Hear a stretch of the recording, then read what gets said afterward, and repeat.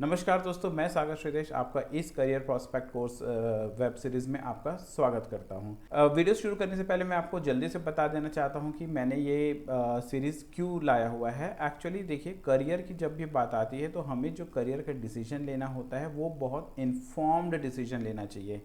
दुर्भाग्यवश हमारे देश में ऐसा है कि अगर किसी ने बायोलॉजी सब्जेक्ट लिया है तो उन्हें लगता है कि एमबीबीएस के अलावा सारे करियर जो है वो उतने अट्रैक्टिव नहीं हैं, वो उतनी रेस्पेक्टेबल जॉब्स नहीं दे सकती। वैसे ही सेम है ये मैथमेटिक्स के लिए, जहाँ पर अगर आपका आईआईटी या एनआईटी जैसे जगह पर नहीं हुआ तो यूजुअली सोचते हैं कि हमें बहुत स्ट्रगल करना पड़ेगा।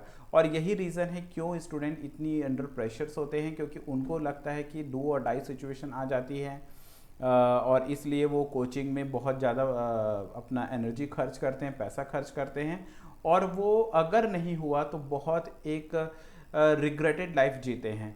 हालांकि ऐसा बिल्कुल है नहीं। अगर आप किसी भी कोर्स को सही जगह से और सही नॉलेज लेते हुए सही ऑब्जेक्टिव से अगर आप करें तो हर एक कोर्स की अपनी एक विशेष पहचान है और उसकी विशेष महत्व है। और इस तरीके से आप कुछ भी कोर्स करें, अगर आपकी इंटीग्रल नॉलेज उस कोर्स के बारे में सही है तो आप कभी भी उसके करियर के लिए आप स्ट्रगल नहीं करेंगे। वीडियो शुरू करने से पहले मेरा रिक्वेस्ट है कि प्लीज़ इस चैनल को सब्सक्राइब कर दीजिएगा, क्योंकि इसमें मैं इस तरीके के कोर्सेज के बारे में नॉलेज लाऊंगा जो आपने पहले कभी सुना ना होगा, लेकिन वैसे कोर्स एग्जिस्ट करते हैं। और मैं क्योंकि स्टडी अब्रॉड कंसल्टेंसी से हूँ तो जाहिर सी बात है कि मेरा फोकस थोड़ा सा अब्रॉड में रहेगा, लेकिन उसके पीछे एक रीज़न है। रीज़न ये है कि इंडिया में कोई भी कोर्स जो होती हैं वो एक डिग्री बना दी जाती है, बट उसके जॉब के बारे में ज़्यादा ना ही गवर्नमेंट ना ही कॉलेजेस सोचती हैं। जबकि फॉरेन में एक ऐसा है कि अगर आपके लिए पहले जॉब डेवलप की जाती है, पहले वो इंडस्ट्री खड़ी होती है और इंडस्ट्री से रिलेटेड चीज़ें जो है वो कोर्स डिज़ाइन होती है। तो यूजुअली अगर आप स्टेम फील्ड्स के बारे में देखें, साइंस, टेक्नोलॉजी, इंजीनियरिंग और मैथ्स, इसकी जो करियर प्रोस्पेक्ट अब्रॉड में बहुत ब्राइट है। तो मैं ये नहीं कहता कि आपको इंडिया में जॉब नहीं मिलेगा या इंडिया के कॉलेजेस से नहीं करना चाहिए, लेकिन जैसा कि मैंने शुरू में आपको बताया, अगर आप इन्फॉर्म्ड हैं, अगर आप कर सकते हैं अब्रॉड में और उसकी फ़ायदे ले सकते हैं, तो आपको इन्फॉर्म्ड रहना चाहिए कि हाँ भाई, मैंने ये कोर्स है अब्रॉड में होने के बावजूद भी मैं इंडिया में क्यों कर रहा हूँ। रादर आपको पता ही नहीं और आप करियर चूज़ कर रहे हैं तो बाद में हो सकता है आपको पछतावा हो। तो चलिए जल्दी से आज इस वीडियो को शुरू करते हैं। सबसे पहले हम जानते हैं कि बायोटेक्नोलॉजी होती क्या है। तो दोस्तों, बायोटेक्नोलॉजी की एप्लीकेशंस जो होती हैं बहुत सारे अलग अलग फील्ड्स में होती हैं। जैसे कि पहला जो इसकी सबसे बड़ी एप्लीकेशंस होती है फार्मास्यूटिकल और दूसरे ड्रग कंपनीज में। आपको मालूम होगा कि अभी जो वैक्सीन्स आई हैं, जो सीरम इंस्टीट्यूट ऑफ इंडिया ने कोविशील्ड बनाई और भारत बायोटेक ने ये अपनी कोवैक्सीन डेवलप की है, तो ये सब कंपनी क्या है? ये बेसिकली एक बायोटेक्नोलॉजी कंपनी ही है। बायोटेक्नोलॉजी किसको बोलते हैं? Technology regard bio is equal to living organism. तो लिविंग ऑर्गेनिज्म के रिगार्डिंग जो साइंस है उसे कहा जाता है बायोटेक्नोलॉजी। तो लिविंग ऑर्गेनिज्म का जो साइंस जो पढ़ा जाता है, जैसे कि उनके डीएनए, उनकी सेल्स, मॉलिक्यूलर सेल बायोलॉजी और ये सारी चीज़ों की जो रिएक्शंस होती हैं, जो उनकी जो डिटेल्ड साइंस है उनके बारे में जहाँ पर स्टडी होती है, उसको कहा जाता है बायोटेक्नोलॉजी। और इसीलिए इसकी सबसे ज़्यादा जो एप्लीकेशंस है वो फार्मेसी सेक्टर्स में है, क्योंकि किसी भी केमिकल्स का, किसी भी मॉलिक्यूल्स का हमारे सेल्स पे क्या इम्पैक्ट करेगा, उसकी स्टडी के लिए को बायोटेक्नोलॉजी ही कहा जाता है। इन द सेम वे जो अभी वैक्सीन्स बनी हैं, तो आपको मालूम है कि या तो वायरस की सेल्स को या डीएनए को आरएनए को एक्सट्रैक्ट किया गया है, वैसे कोविशील्ड में मैसेंजर आरएनए यूज़ किया गया है। तो इन सब जो टेक्नोलॉजी है ये बायोटेक्नोलॉजी का ही हिस्सा है, और इसीलिए इसकी सबसे बड़ी एप्लीकेशंस अगर कहीं हैं तो वो है फार्मास्यूटिकल और ड्रग कंपनीज में।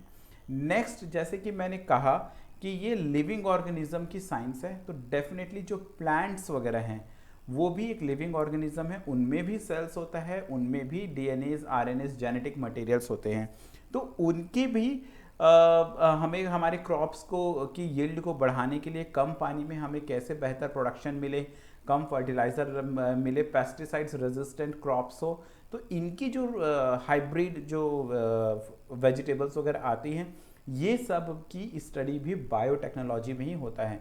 तो एग्रीकल्चरल सेक्टर्स में इसकी बहुत ज़्यादा यूसेज है बायोटेक्नोलॉजी वालों की। नेक्स्ट जो होता है वो है फूड प्रोसेसिंग यूनिट।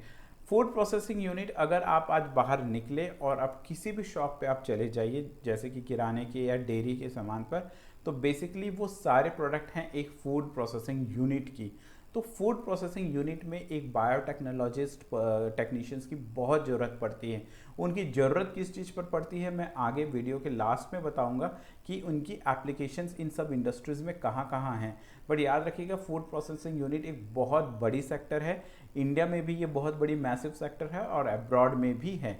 तो इनकी आपकी ये जो यूसेज है, जो बायोटेक्नोलॉजी कोर्सेज जो करते हैं, इनकी बहुत ज़्यादा डिमांड है फूड प्रोसेसिंग यूनिट में। और यह फूड प्रोसेसिंग यूनिट इंडिया में ग्रो करने ही वाली है। तो आप समझ लीजिए बायोटेक्नोलॉजी टेक्नीशियंस की बहुत ज़्यादा यूसेज और डिमांड्स होने वाली हैं। लास्ट जो है वो है हॉस्पिटल्स और मेडिकल इक्विपमेंट्स इंडस्ट्रीज़ में। ये एक स्पेसिफिक फील्ड हो जाती है, हालांकि इसको और स्पेसिफाइड तरीके से हम बायोमेडिकल इंजीनियरिंग कहते हैं।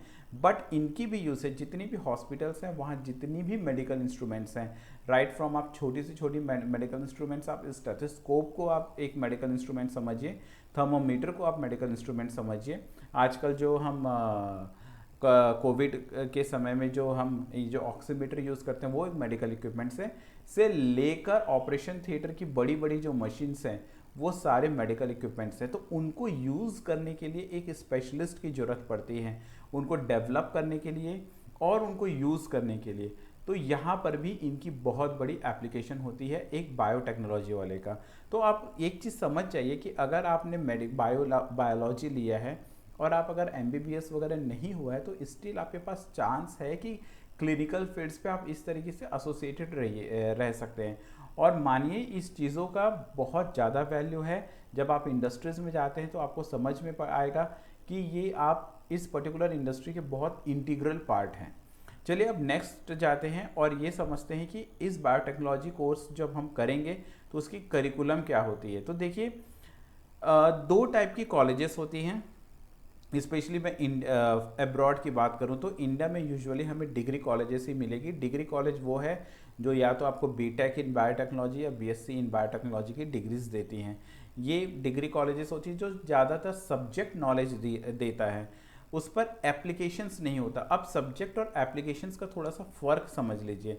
देखिए, अगर आप एक सब्जेक्ट पढ़ रहे हैं तो उसकी आप समझ लीजिए जैसे कि एक लैब है, लैब में 3-4 प्रोसेस होता है। एक होता है सैंपल कलेक्शन का प्रोसेस होता है, दूसरा होता है उसको सेग्रीगेट करना, तीसरा होता है जैसे कि कोई माइक्रोस्कोप में उस पर्टिकुलर सैंपल की एनालिसिस करना, और चौथा होगा रिपोर्ट फॉर्मेशन। तो ये जो पूरी प्रोसेस जो बनाने वाले लोग हैं, जो इंजीनियरिंग किए हैं, वो होते हैं डिग्री वाले, जो आगे रिसर्च करके उन्होंने ये इस पर्टिकुलर प्रोसीजर्स को, जैसे कि एक एग्जांपल आप समझ लीजिए, अभी RT-PCR टेस्ट जो कोविड के लिए यूज़ किया गया, तो ये जो RT-PCR जो टेस्ट बनाया गया वो बायोटेक्नोलॉजी साइंटिस्ट जो हैं उनके द्वारा बनाया गया। लेकिन इसको इम्प्लीमेंट करने के लिए साइंटिस्ट तो आएंगे नहीं, तो साइंटिस्ट जो हैं वो बने हैं डिग्री के बाद मास्टर्स के बाद PhD रिसर्च कर वो साइंस के फील्ड में धीरे धीरे आगे बढ़े हैं। लेकिन इन पूरी प्रोसीजर्स को यूज़ करने के लिए भी हमें बायोटेक्नोलॉजी टेक्नीशियंस की ज़रूरत पड़ती है। और यहाँ पर इन लोगों को ट्रेन करने के लिए अप्लाइड साइंस स्कूल्स होती हैं जर्मनी में, या फिर एडवांस डिप्लोमा जैसी कोर्सेज होती हैं कनाडा में, और इसी प्रकार से बहुत सारी ये जो स्किल बेस्ड स्कूल्स होती हैं वो इस्टेब्लिश्ड हैं इन फॉरेन कंट्रीज़ में। इंडिया में अब बहुत ज़्यादा ध्यान दिया जा रहा है स्किल बेस्ड कोर्सेज पर, बट इसमें अभी भी फ़िलहाल समय लगेगा। तो अप्लाइड साइंस या स्किल बेस्ड जो इंस्टीट्यूशंस है, इसमें जॉब लगने की संभावनाएं जल्दी होती हैं, और डिग्री और जो रिसर्च बेस्ड है उसमें थोड़ी सी आपकी पढ़ाई लंबी होती है। लेकिन हाँ, जब आपने पढ़ाई लंबी किया है तो आगे आपकी जो सैलरीज है वो काफ़ी अच्छी रहेंगी। अप्लाइड साइंस वालों की भी सैलरी अच्छी होती है, लेकिन जॉब अपॉर्चुनिटी मिलने की चांसेस ज़्यादा होती हैं, जल्दी वो जॉब फील्ड में आ जाते हैं और वो जल्दी से अर्न करना शुरू कर देते हैं। तो अब देखते हैं कोर्स कंटेंट क्या है। कोर्स कंटेंट में देखिए दो, जैसे कि मैंने बताया, डिग्री या अप्लाइड साइंस पर। तो अगर आप डिग्री पर जाते हैं तो देखिए आपको सब्जेक्ट नॉलेज दिया जाता है। जैसे आपको बायोकेमिस्ट्री पढ़ाया जाएगा, माइक्रोबायोलॉजी पढ़ाया जाएगा, जेनेटिक इंजीनियरिंग पढ़ाया जाएगा, इम्यूनोलॉजी, बायो इन्फॉर्मेटिक्स, और एक और चीज़ है जो आज जो क्लाइमेट कंट्रोल्स पर इतनी रिसर्च चल रही हैं और इतनी गवर्नमेंट उस पर पैसे खर्च कर रही हैं, तो ये भी एक बायोटेक्नोलॉजिस्ट का ही यहाँ पर एप्लीकेशंस होता है। तो यहाँ पर भी बायोटेक्नोलॉजी, क्योंकि आप जाहिर सी बात है, देखिए इसको MD MS या कोई डॉक्टर तो आता नहीं है एनवायरमेंटल साइंस के बारे में चर्चा करने के लिए, तो आता कौन है, बेसिकली बायोटेक्नोलॉजी वाले ही इस पर आएंगे। तो देखिएगा डिग्री में यूजुअली सब्जेक्ट नॉलेज को बहुत ज़्यादा इंपॉर्टेंस दिया जाता है, जबकि अगर आप यही चीज़ें अप्लाइड साइंस या कहीं पर जैसे कनाडा में एडवांस डिप्लोमा कोर्स होता है वहाँ जाएंगे तो देखिए आपको प्रोसेस सिखाया जा रहा है। जैसे कि एक प्रोसेस सिखाया जा रहा है कैसे आप माइक्रो ऑर्गेनिज्म, जैसे आपको सैंपल मिला जिसमें SARS-CoV-2 जो कोरोना वायरस का वायरस है, कोरोना वायरस डिजीज़ का, उसको आपको ढूंढना है, तो ये चीज़ें सिखाया जाता है, आइसोलेट करना और आइडेंटिफाई करना। जो हॉस्पिटल्स या लैब्स में या फिर बड़ी कंपनीज में बायोमेडिकल इंस्ट्रूमेंट्स हैं उसके यूज़ करने के लिए बायोमेडिकल इंजीनियर्स की ज़रूरत पड़ती है, वो भी बायोटेक्नोलॉजी वाले ही होते हैं, तो इसकी यूसेज भी सिखाया जाता है। आपको जो रिसर्च फील्ड्स पर हैं उसमें भी आपको ये सब चीज़ें सिखाया जाता है कि आप किसी भी जेनेटिक मटेरियल से DNA RNA को आइसोलेट्स कैसे कर सकते हैं। साथ ही साथ आपको PCR जो होते हैं, जो पॉलीमरेज चेन रिएक्शंस होती हैं, उस पर काम करने के टेक्निक सिखाए जाते हैं। तो ये एक जस्ट एग्जाम्पल के लिए मैंने दिया है, ऐसे बहुत सारे वर्क स्किल नॉलेज आपको यहाँ पर मिलेगा। इन द सेम वे जो डिग्री वालों हैं उनको भी बहुत सारी सब्जेक्ट्स है, ये जस्ट एक एग्जाम्पल के लिए है जिससे आपको समझ आए कि एक्चुअली में पढ़ा क्या जाता है इन पर्टिकुलर चीज़ों पर। चलिए अब नेक्स्ट आते हैं कि ये तो हो गई कोर्स कंटेंट की बात है। अब एलिजिबिलिटी, अगर आपको बायोटेक्नोलॉजी कोर्स करनी है तो आपकी एलिजिबिलिटी क्या होनी चाहिए। तो देखिए जैसे कि यहाँ पर हम दोनों के बारे में चर्चा कर रहे हैं, बैचलर्स और मास्टर्स के बारे में बात कर रहे हैं। तो पहले देख लेते हैं कि बैचलर्स में क्या एलिजिबिलिटी है। तो देखिए बायोटेक्नोलॉजी बेसिकली एक ट्रांजिशन है लिविंग ऑर्गेनिज्म और इंजीनियरिंग का। तो यहाँ पर फिजिक्स की भी बहुत ज़्यादा यूसेज है, फिजिक्स और मैथमेटिक्स के, और बायोलॉजी की भी, साइंस की बहुत यूसेज है। तो यूजुअली इस पर्टिकुलर फील्ड में जो बायो प्लस मैथ्स लेकर जो काम करते हैं उनको बहुत एडवांटेज है। हालांकि अगर आपने सिर्फ बायोलॉजी लिया है या सिर्फ मैथमेटिक्स लिया है तो उसमें अगेन मैथमेटिक्स फील्ड को थोड़ी सी ज़्यादा प्रायोरिटी है एंड बायोलॉजी वालों को भी है, बट अगर आप कंपैरेटिव किया जाए तो सबसे ज़्यादा डिमांड होगी बायो मैथ्स, सेकेंड मैथ्स, और थर्ड होगी बायोलॉजी वालों की। बट स्टिल ये सभी के लिए ओपन है और सभी के लिए बहुत सारी यूनिवर्सिटीज़ हैं। मैं यूनिवर्सिटीज़ की डिटेल्स पर नहीं जाऊंगा क्योंकि टॉपिक लंबा हो जाएगा। आप इंटरनेट पे जाइए और आप सर्च करिए तो आपको इंडिया और अब्रॉड के बारे में काफ़ी नॉलेज मिलेगा, और मैं एक वीडियो भी डेवलप बनाऊंगा जिसमें मैं बता दूंगा कि जैसे कि आपको कनाडा में या जर्मनी में कहीं पर आपको यूनिवर्सिटी सर्च करना है तो आपका बेस्ट क्रेडिबल साइट्स क्या है, वेबसाइट, और कैसे आप सर्च कर सकते हो। याद रखिएगा करियर का डिसीजन है तो इन्फॉर्म डिसीजन लोगे तो सबसे बेहतर है, नहीं तो आपको आगे बस यही कहते रह जाओगे कि अरे मुझे पता नहीं था, हमें पता होता तो हम भी ये कर लेते। यूजुअली लोग कहते हैं क्योंकि वो पेन नहीं उठाते हैं अपने करियर के रिगार्डिंग रिसर्च करने का। वो एक स्टीरियोटाइप रहते हैं जिसमें एक जो बाकी भीड़ चल रही है उसी पे ही पीछे पीछे चलते हैं। याद रखिएगा भीड़ पर जहाँ जाने वाली चीज़ें वहाँ आप हमेशा स्ट्रगल करोगे। थोड़ा सा लीक से हटो, अपनी आपको यूनिक बनाओ, एक्स्ट्रॉर्डिनरी बनाओ, और फिर देखिए आपको जॉब, आपको सेटिस्फाइंग करियर कैसे नहीं मिलता है। अब वैसे ही होते हैं मास्टर्स में। अब देखिए मास्टर्स में अगर आपने BSc बायोलॉजी है तो भी मिल सकता है, लेकिन फॉरेन की अगर जब बात करें तो देखिए वहाँ पर रिलेटेड कोर्सेज की बहुत ज़्यादा वैल्यूज़ होती है कि आपने बैचलर में क्या किया है। आपने बैचलर जूलॉजी से कर लिया है या आपके करिकुलम में ज़्यादा है नहीं मॉलिक्यूलर बायोलॉजी या कुछ, और आप बायोटेक्नोलॉजी की कोर्सेज पर मास्टर्स करना चाहते हैं तो चांसेस है कि आपके एप्लीकेशंस रिजेक्ट हो जाए। इसीलिए आपकी रिलेटेड स्टडीज़ उसमें होनी ज़रूरी है, जो कि जाहिर सी बात है अगर कोई बीटेक बायोटेक्नोलॉजी है या जिन्होंने केमिस्ट्री मॉलिक्यूलर बायोलॉजी पे पढ़ाई किया या माइक्रोबायोलॉजी पे किया है तो इनको अब्रॉड में के यूनिवर्सिटीज़ में एक्सेप्टेंस जल्दी होती है। नंबर्स और इसके अलावा और भी बहुत सारे एलिजिबिलिटी फैक्टर्स हैं, जैसे कि लैंग्वेज हो गया, अगर आप फॉरेन में अप्लाई कर रहे हैं इंडिया के लिए भी नंबर्स हो जाएंगे, जो कितने नंबर्स आपको मिले हैं, तो ये सारा चीज़ें भी इम्पॉर्टेंट है। बट ये एक मोटा मोटी यहाँ पर एक ओवरव्यू है, वो नंबर्स वगैरह आपको इंडिविजुअल वेबसाइट्स वगैरह पर जाकर आपको देखनी पड़ेगी।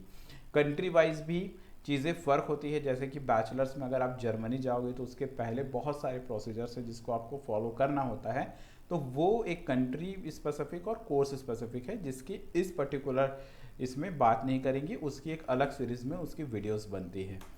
चलिए अब हो गया हम एलिजिबिलिटी के बारे में। अब अगला चर्चा करते हैं कि ये सारा कुछ हो जाने के बाद हमारे पास जॉब अपॉर्चुनिटी क्या है, क्योंकि फाइनली तो हम जो भी कर रहे हैं वो जॉब के लिए कर रहे हैं कि हम जॉब मार्केट में क्या मिलेगा। तो देखिए जॉब अपॉर्चुनिटी जैसे कि मैंने कहा कि इंडिया में यूजुअली दो जगह हम दो तरीके से सोचते हैं। एक सोचते हैं कि भाई हमें गवर्नमेंट सेक्टर्स में क्या मिल सकता है और दूसरा प्राइवेट में क्या होगा।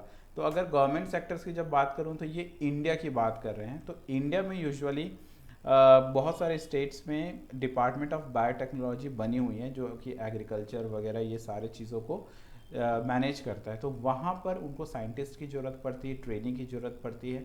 तो वैसे सब जगहों पर बायोटेक्नोलॉजी वालों की ज़रूरत पड़ती है।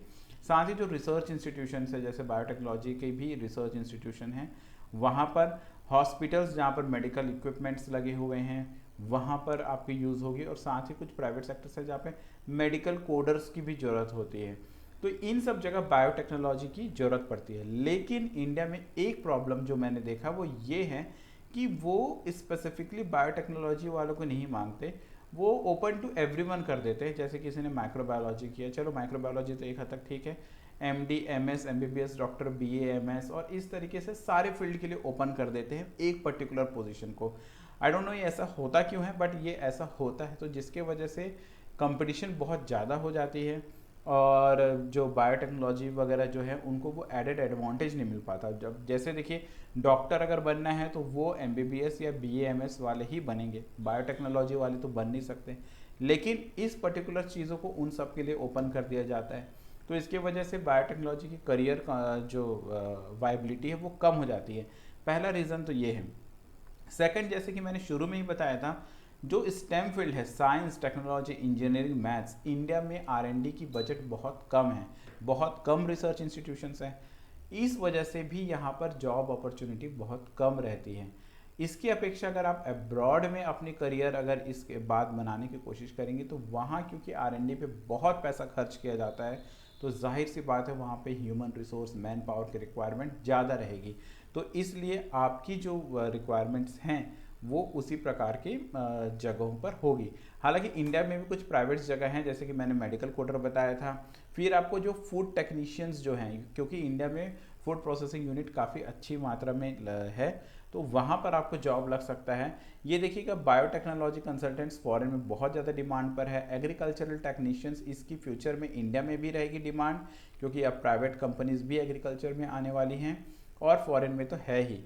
क्लिनिकल ट्रायल असिस्टेंट, अभी जितनी भी वैक्सीन पे क्लिनिकल ट्रायल चली है सब बायोटेक्नोलॉजी वालों ने किया है।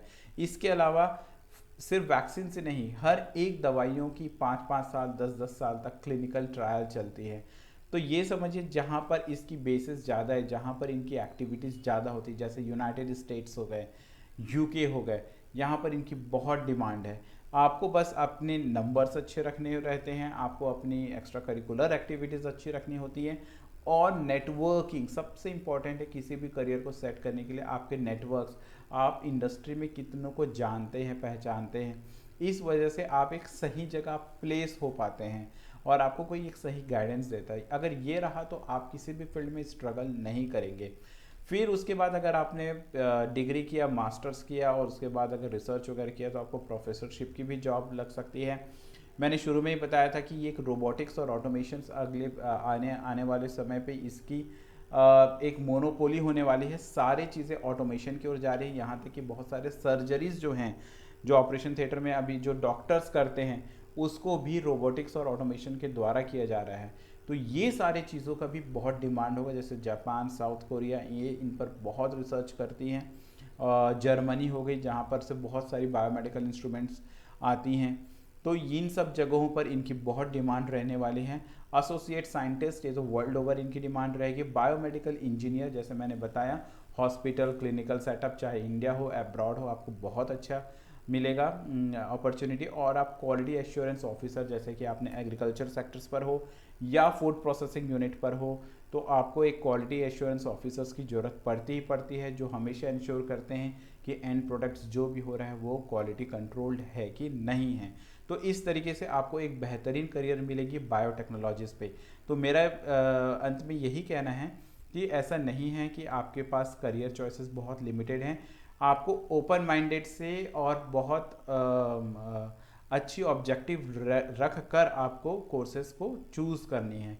आपके पास नॉलेज कंप्लीट होना चाहिए before going for the courses. और मेरा एक और चीज़ कहूँगा कि ऐसा नहीं है कि इस सीरीज़ में सिर्फ और सिर्फ अब्रॉड को फोकस, मैं इंडिया में भी कुछ ऐसे कोर्सेज हैं जो कि ज़्यादा लोग जानते नहीं हैं और उसको कुछ करते भी नहीं है, और उसकी इतनी अच्छी सैलरीज इंडिया में मिलती है जो यूजुअली लोगों को नहीं मालूम है। इसलिए इस चैनल को प्लीज़ सब्सक्राइब करिएगा, लाइक शेयर और कमेंट करिएगा कि आपको किस टाइप के कोर्सेज पर और ज़्यादा जानकारी चाहिए। सब्सक्राइब बिल्कुल कर दीजिएगा, क्योंकि बहुत अच्छे अच्छे कोर्सेज और अनसीन एंड अनहर्ड कोर्सेज आने वाली हैं कि आपको बाद में महसूस होगा कि अरे ऐसे कोर्स भी एग्जिस्ट होते हैं क्या। अगर आप सब्सक्राइब ज़्यादा करेंगे तो मैं मोटिवेट रहूँगा, डेली आपके लिए एक वीडियोस ले आऊँगा, और ज़्यादा जितनी अच्छी इन्फॉर्म्ड, हमारा जो मिशन है वो वही है कि आप करियर जो डिसीजन है वो इन्फॉर्म्ड डिसीजन लें। आज की वीडियो में इतना ही। कल हम मिलेंगे नए कोर्स प्रोस्पेक्ट के साथ। तब तक के लिए धन्यवाद। Thank you and take care. Bye bye.